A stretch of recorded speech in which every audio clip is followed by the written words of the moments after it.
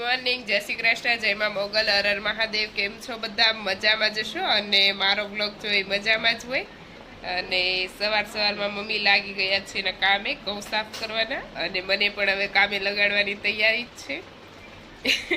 કેમ કે mummy free હમણાં પડવા દેતા નથી ઘરે હોય, એટલે કામ પછી કામ આપી દે છે મને પણ. અને કે જોઈએ કે હવે આપણે આખો દિવસ શું કરીએ તે આગળ. અને અમારી મીનાક્ષી દીદી ગીત ગાતા જાય ને આમાં વાત કરતા આવો ભાઈ ને જાઓ ભાઈ ને કર્યું છે સવારમાં ચાલુ. દીદી કઈક લખી રહ્યા છે પણ મને નથી બતાવતા. એ કઈક સ્ક્રિપ્ટ લખી છે, બતાવતા નથી. બતાવી તો કાઈ નથી બાબા, બતાવો ની. એટલે કાઈ નથી, આ તું સમજ. એક લખે પણ હું આવે એટલે સંતાડી દે. આવું ન કર. સમજ યાર, નથી કઈ લખતી. એકલે આ લે, જોઈ લે. જો પીએસ ફરી ગઈ. આમ બી આખી બુક ખોલ કાઈ નાખી. નથી, બસ ચોખ્ખા. ભાઈ હું લખો આવો. ઈ કઈક આવો ભાઈ, જાઓ ભાઈ ને એવું ગીત ગાય કાઢું ને હુતી હવે કઈક લખે પણ કઈ બતાવતી નથી. બેન બતાવતી આપણ લે, જોઈ લે. હું લખી તો કે બધું તને કહેવાની જરૂર છે કે નહીં? પણ હું તને પણ કહી દઈશ. હું ક્યાં ના પાડું, પણ પછી કે આજે કાલ. સારું બાય ગાઈસ. પછી આપણને કહેશે એટલે હું તમને બધાને કહીશ કે મીનાક્ષી દીદી બુકમાં શું નોટ કર્યું હતું. અને ચલો તો મારે પણ કામ છે, હું મારા કામ પર લાગી જાઉં. હા, તું શહેરમાં એટલી દારી છે. સારું, ચાલો હું મારા કામે લાગી જાઉં. મેં કામ કરી દીધું છે ચાલુ, કારણ કે આજે કોઠીંબા લાવ્યા છે મમ્મી. તો મમ્મી પણ એનું ઘઉં સાફ કરવાનું કામ બાજુમાં જ કરે છે. અને હિરલબેને પણ કોઠીંબા મારીને કામ કરશો તું. મમ્મી કીધું કે ઓપ્શન આવ્યો ઘઉં સાફ કરવા કે આ કોઠીંબા. હું હાલો કરી કોઠીંબાનું. તો હિરલબેન કોઠીંબાની કાચરી બનાવવા માટે કોઠીંબાનું કટિંગ કરી દીધું છે ચાલુ. અને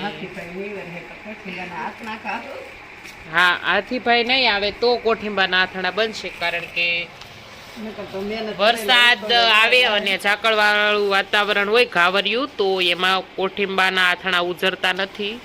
અને તડકો નીકળે તો પછી કાંઈક થાય. અને મમ્મી પણ ઘઉં સાફ કરી રહ્યા છે, ટ્રાય કરે છે. અને અમારી હિરલબેન બહુ કામ કરે છે, જોઈ શકો છો તમે બધા. જો એનું ઓપ્શનલ કામ હતા ને ઘઉં અને કોઠીંબા, એટલે એમાં તેને કોઠીંબા સિલેક્ટ કર્યા.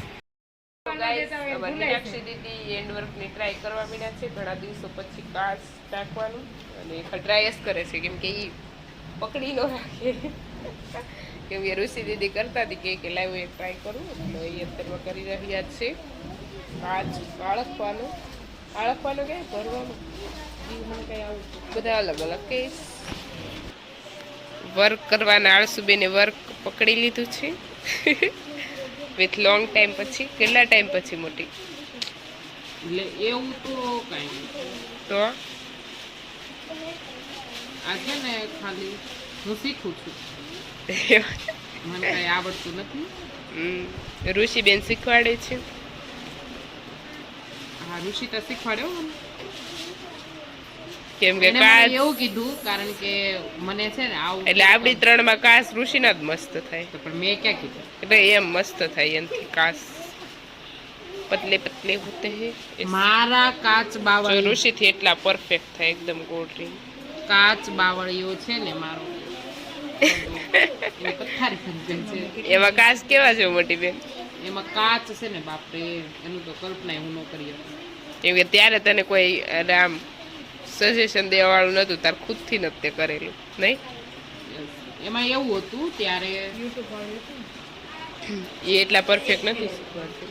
યુટ્યુબ વાળા હતા જ તે નહોતા, એવું નહીં. હું કઈ એવું નહીં કહું કે યુટ્યુબ વાળા નહોતા. યુટ્યુબ વાળાએ જ મને સપોર્ટ કર્યો હતો ત્યારે. પણ મતલબ જેટલા પરફેક્ટ હોવા જોઈએ ને એટલા નથી, એટલે મને એ બહુ ઓછો ગમે છે. પણ હું કાંઈ બીજી વાર નથી કરવાની બાપા. આપણને તો એવું આળસ આવે, એટલે આપણે એવું કંઈ કરશું નહીં. આ તો ખાલી મેં ખાસા ટાઈમથી કર્યો નથી ને, એટલે ટ્રાય કરું છું, ચેક કરું છું કે મને આવડે છે કે નહીં.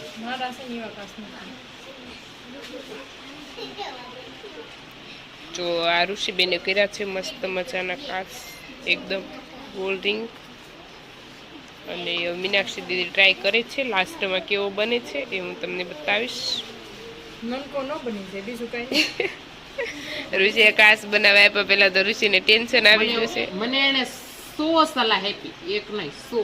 તો આપીશ પડે. મારા જેવો કાચ તો કેમ કીધું ઋષિને જોઈ શકો છો અગાજી ટેન્શન થવા મળ્યું છે. યાળા બાળકવાનું કાંઈ નહીં જાય આમ ભેગું ભેગું હાટી બોલે મીનાક્ષી બેનની રીત થોડીક અલગ છે, હું આવી રીતના નથી કરતી, હું તો હું આવું એમ એક એક્ઝામ થઈ છે ફેલ. નહીં હો, ફેલ નથી થઈ, પાસ જ થઈ છું. પેલ જ છું ઘર ફેલ ભેગું ન થા. કહેવાય. એ તો ઋષિ એટલા પરફેક્ટ ફાવી ગયા ને એટલે આપણને ન ગમે, બાકી અમુકને તો આવાય હેરખા નથી આવડતા. કા મોટી બેને પણ સ્ટાર્ટિંગમાં કોઈ સજેશન નું આપ્યું તો એના જ નથી થયા સાડા. આ મસ્ત જ છો પણ નાની રિંગ થઈ છે. મેં છે ને કાચ બનાવ્યો તો ઋષિ નાની રિંગ કરતા મોટી રિંગ જ સારી લાગે પણ એવું ન હોય યાર, સમજ તું. જો મેં છે ને કાચ આળખો એક બનાવી દીધો ઋષિને, મેં ટ્રાય કરી તો એનું કેવું એવું છે કે મારો કાચ એના જેટલો રેડી નથી થતો. જો આ ઋષિતાનો કરેલો છે અને આ મીનાક્ષી દીદીનો, અને પાછો સ્ટાર્ટ કર્યો. Yes. તો ઈ મને એવું કહે છે કે તારો કરેલો કાચ એટલો પરફેક્ટ નથી થતો, કારણ કે ઈ છે ને મતલબ ખાસા ટાઈમથી આમ તો કાચ કરે છે અને મેં તો હજી હમણાંથી ખાસા ટાઈમથી કર્યા જ નથી. અને હું હજી બેઠી છું એટલે ચેક કરવા માટે ફ્રી બેઠી તો મને એવું થયું કે હું ચેક કરું, મને યાદ છે કે ભૂલાઈ ગયો, તો મેં મારી સર્વિસ કરી નાખી. ગોતીડે આ દેવરાવ હા, ગોતીડે હાથ દેવડાવું, હાશી વાત. દીદી બળીઓ લઈને ઉભા રહી ગયા છે, કેવાય ઊભી. પાણીપુરીની વાત છે હવે ઋષિને પાણીપુરી બહુ ભાવે છે, તો પાર્સલ મેં ગયું છે ક્યારે આવશે ઋષિ? હવે વિશાલ લેવા જઈ છે. મેં કીધું કે હાલ બનાવી તા, હું કે તું બનાવી તો હું ખાઉં. તો બનાવી જ છે 1-2 દિવસમાં મારે, પણ ક્યારે બનાવી નક્કી નહીં, કેમ કે જોઈએ 1-2 દિવસમાં બનાવી જ છે પાણીપુરી, ખાવી જ છે, ગારું છે. અને ઋષિ ઊભી છે શિવબેનની સર્વિસ કરવા. શિવબેનની નહીં, તો આમ તો બજારે જઈને એની સર્વિસ કરવા હું આવી હતી ને કોની? વાસડી બીજી એક વાસડી અમારે છે ડેલામાં રોજ કડી છે, કેમ કે આમ ડેલો ડેલો ધક્કો મારીને હા. બોલે આવી ને અને છે ને આ શું કહેવાય આ છે ને આમ કરીને ઊંચું કરી અને પછી અંદર વહી આવે છે, અને પાછી ઓન ધ સ્પોટ ખાણ ખાવા જ વહી છે. તો ઋષિ બેસો બડો ઊભા વાસડીને મારો બડો. પાણીપુરી અમારે ઘરના એટલા બધા અડદ થઈ ગયા છે, એવડો મોટો ઢગલો. અમે નાના હતા ત્યારે તો કેટલા ઉતારતા, અને હવે જો એટલા એવા જ થયા છે, કેમ કે આ વરસાદના લીધે બહુ અડદ નથી થયા, મસ્તીના નથી થયા હો, મસ્તી જોઈ શકું છું આવા થયા છે.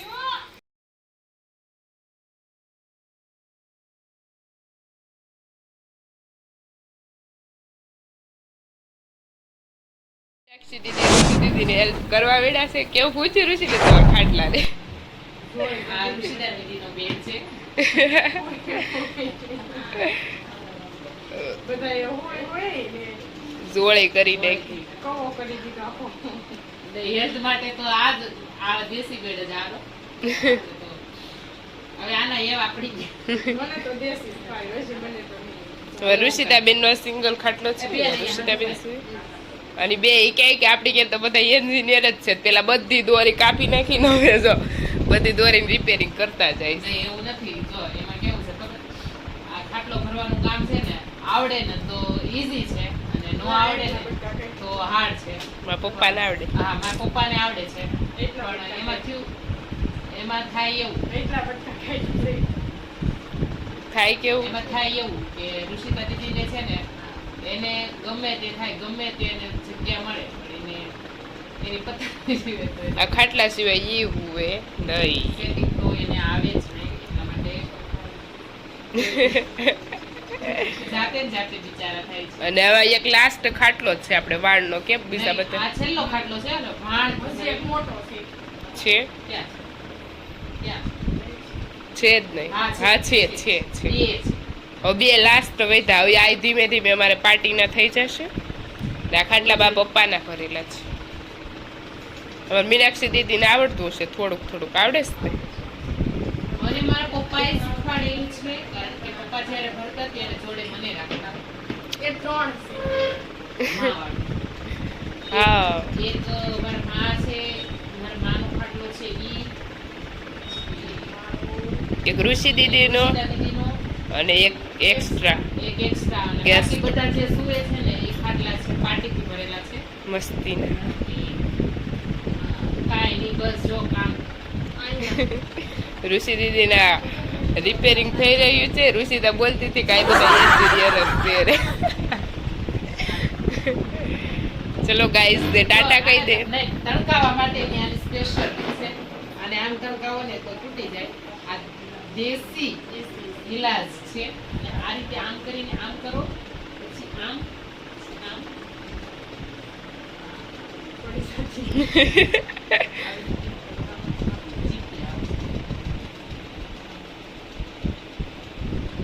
ચલો ગાઈઝ દે ગાઈઝ આજનો બ્લોગ થાય છે અહીંયા એન્ડ, અને કાલે મળીએ નવા બ્લોગ સાથે. જે બી લોકો નવા હોય મારી ચેનલ પર તો લાઈક શેર એન્ડ સબસ્ક્રાઇબ કરવાનું ભૂલતા નહીં. Bye bye. જય મા મોગલ, હર હર મહાદેવ.